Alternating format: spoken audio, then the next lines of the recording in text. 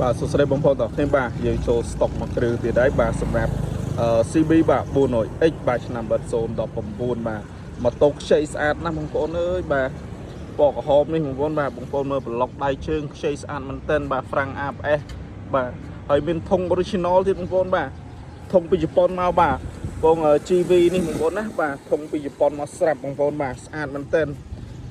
ជើងបងប្អូនដែលស្រឡាញ់ប្រភេទ CB 400X កណ្ដាស់ពុនរបស់ជប៉ុនបាទទៅតែចូលមកក្តៅបងប្អូនអាចចេញមកមើលបានមានធុងពីរសងខាងប្រភេទធុង Inox បាទលុញញោម Inox Zin ពីជប៉ុនមកស្រាប់បាទ brand GV បងប្អូនណាបាទបងប្អូនមើលប្លុកដៃជើងខ្ចីមែនតែនបងប្អូនបាទខ្ចីមែនតែនបាទ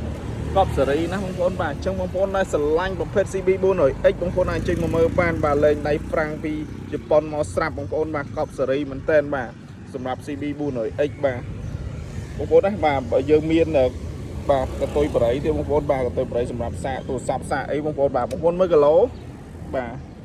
ស្ដាយបងប្អូនមើលគីឡូបាទបងប្អូនមើលគីឡូណាបាទទៅបាន7000គីឡូជាងទេបងប្អូនបាទគីឡូសេនបាទ019បាទចឹងបងប្អូនដែលស្រឡាញ់ CB 400X បងប្អូនអាចចេញមកមើលបានម៉ាស៊ីនខ្សៀកមែនតើបាទម៉ាស៊ីននិយាយទៅញាក់បានមែនតើបងប្អូនបាទ